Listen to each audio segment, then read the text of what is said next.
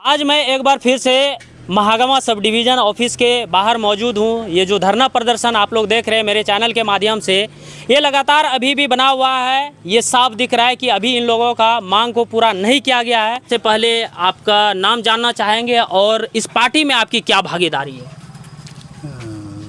आपके चैनल को बहुत बहुत धन्यवाद देते हुए, मेरा नाम एहतशाम अहमद है। मैं CPIM का राज्य सचिव मंडल सदस्य हूँ। यहाँ धरना प्रदर्शन 29 तारीख से लेकर अभी तक कंटिन्यू है और जो मांग है आप लोगों का, उस मांग पर कितना कुछ सुनवाई हुआ, क्या क्या रिस्पॉन्स मिला है? यहाँ के कृषि मंत्री दीपिका पांडे सिंह जी से क्या वार्तालाप हुई या नहीं हुई? यहाँ के SDO साहब है, उनसे क्या क्या बातें हुई, क्या कुछ रिस्पॉन्स मिला? अभी तक तो मांगों के प्रति कोई गंभीर चिंतन इन लोगों के पास नहीं है।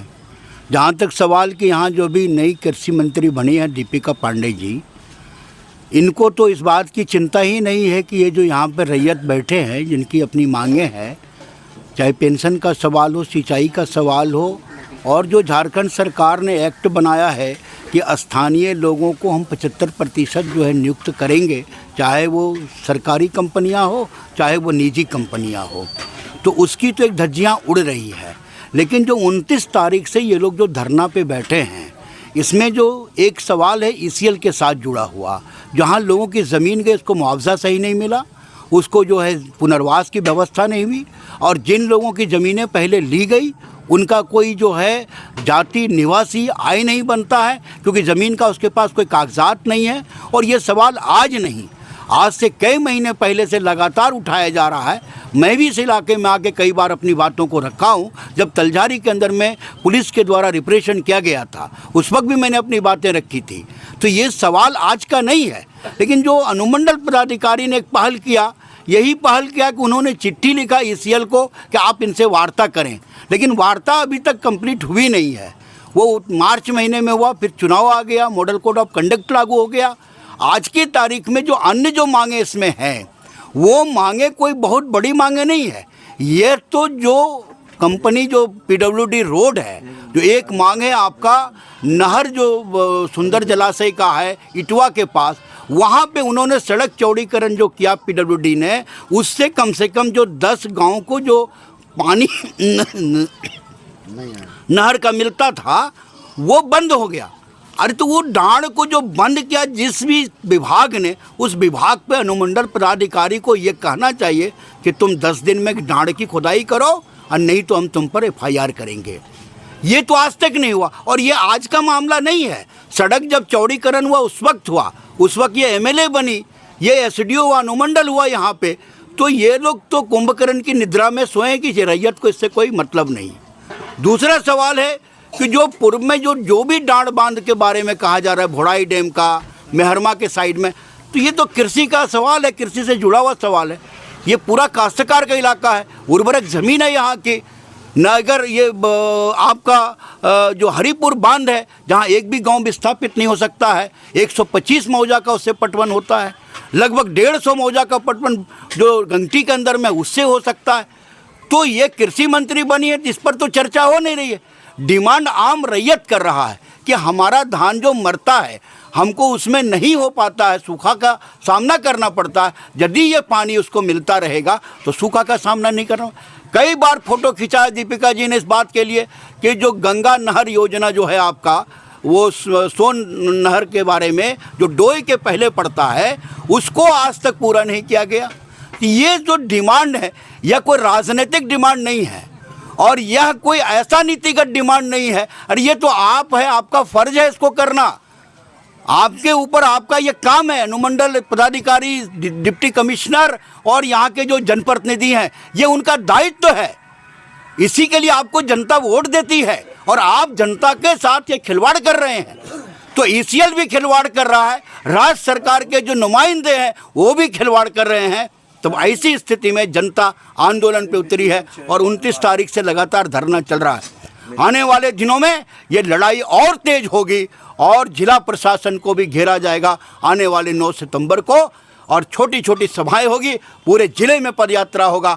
हमारा जो हक है ये जनता का हक है, ये मुद्दे हैं, मुद्दा आधारित ये संघर्ष है। निश्चित तौर पर संघर्ष से कामयाबी मिलती है और ये प्रशासन को झुकना पड़ेगा।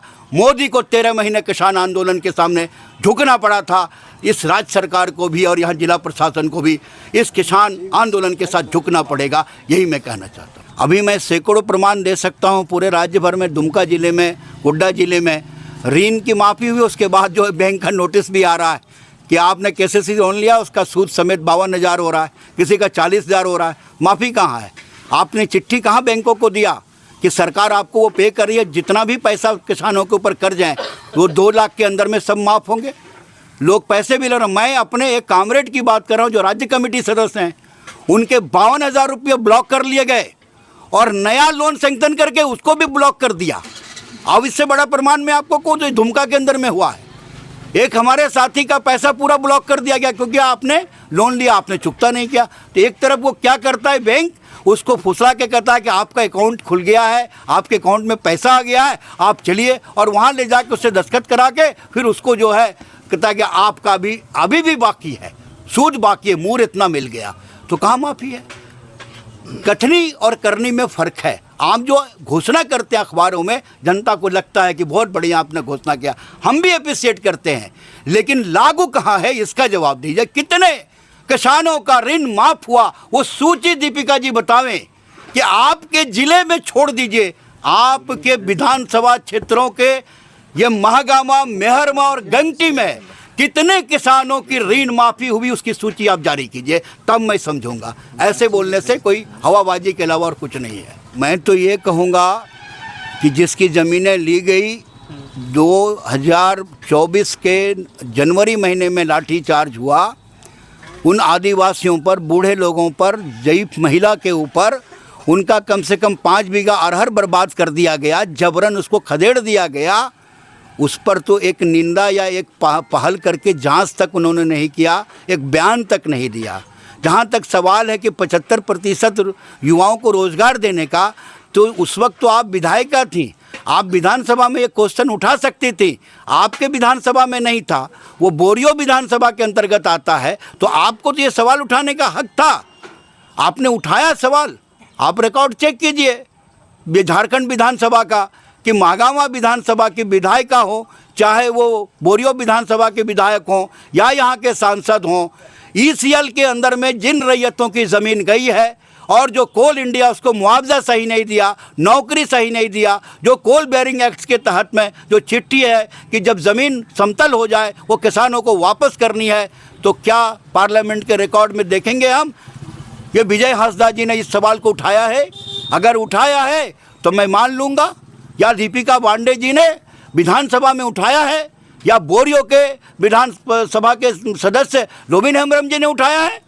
किसी ने नहीं उठाया। झारखंड सरकार रोजगार पर वो कह रहे हैं कि अगर मैं जेल नहीं जाता तो मैं 5 लाख नौकरियां जरूर मैं अब तक नियुक्तियां करवा देते। ये सवाल तो है कि हमने पहले ही कहा कि आप जेल गए या ना गए, मशीनरी तो आपकी है, ये आपको घोषणा करना और निकालना कोई बड़ी बात नहीं है।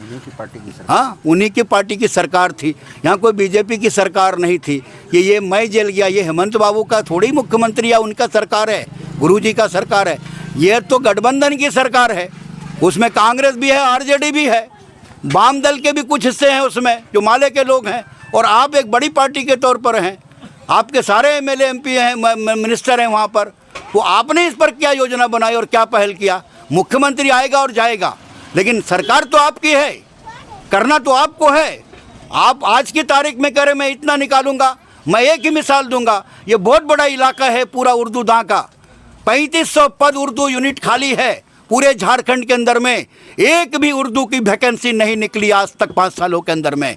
इसका जवाब है हेमंत जी के पास में? मैं ही सवाल पूछता हूँ, कोई जवाब है उनके पास कि 3500 उर्दू शिक्षकों की नियुक्ति का अभी तक क्यों नहीं विज्ञापन उन्होंने निकाला, क्यों नहीं बहाली के लिए कहा? वोट आपको मिलते हैं इसलिए कि कारण दूसरे होते हैं, लेकिन आप जो घोषणा करते हैं उसको इम्प्लीमेंट आपको करना चाहिए, तभी जनता भी आपको समझेगी। और अगर इस तरह से जनता के जज्बात के साथ घोषणाओं से खिलवाड़ करेंगे तो जनता हिसाब मांगना जानती है, हिसाब देना भी जानती है और समय पर आपको सारा चीज़ का आईना दिखाना भी जानती है। आपकी पार्टी के बैनर तले यह धरना प्रदर्शन लगातार चल रहा है, लेकिन अभी तक कोई सुनवाई नहीं हो रही है। आगे का कदम क्या रहेगा? हम आंदोलन में हैं, आगे भी आंदोलन जारी रहेगा और जब तक मांगें पूरी नहीं होगी तब तक लड़ाई जारी रहेगी और लड़ाई के माध्यम से हम जीतेंगे, क्योंकि मुद्दे हैं। ये जनता का मुद्दा है, किसानों का, मजदूरों का, महिलाओं का, युवाओं का, रोजगार का सवाल है, सिंचाई का सवाल है। लड़ाई अनवरत चलती रहेगी। आज 25 हैं, कल 50 होंगे, आने वाले दिनों में 50,000 भी हो सकते हैं, लेकिन हम नहीं झुकेंगे। उसको झुक करके उसकी मांगें पूरी करनी होगी। यह दृढ़ संकल्प हमारा है और हमारी पार्टी का है, पूरे वामपंथी पार्टी का। विधानसभा चुनाव काफ़ी नज़दीक है, इस पर आपकी पार्टी क्या रणनीतियाँ बना? हमारी पार्टी विधानसभा के अंदर में साफ संकेत है कि हम जहाँ लड़ रहे हैं वहाँ लड़ेंगे, लेकिन जहाँ पर जो कम्युनल फोर्सेस है, सांप्रदायिक शक्तियाँ हैं, ये हमारी लड़ाई चलती रहेगी। वैसी परिस्थिति में हम कम्युनल फोर्सेस को, सांप्रदायिक ताकतों को परास्त करने के लिए जो भी विकल्प होगा हम उस वक्त उसको मदद करेंगे। यहाँ के लोगों के लिए क्या कहना चाहेंगे, क्योंकि विधानसभा चुनाव काफ़ी नज़दीक है, जो वादा कर रहे सरकार उस अपना वादा पूरा नहीं कर रहे, ये पूरे जनता की सवाल है, उस पर क्या कहना चाहेंगे यहाँ के वासियों के लिए? यहाँ के वासी संघर्षशील हैं। यहाँ के वासी आने वाले दिनों में जब चुनाव आएगा ये सवाल पूछेंगे अपने जनप्रतिनिधियों से, चाहे वो किसी भी पार्टी का हो। आपने क्या किया? एमपी से पूछेंगे, एमएलए से पूछेंगे कि आपने 5 साल किसानों के लिए क्या किया, महिलाओं के लिए क्या किया, रोजगारों को रोजगार देने के लिए आपने क्या पहल? महिलाओं के लिए तो झारखंड सरकार मैया योजना ला रहे हैं।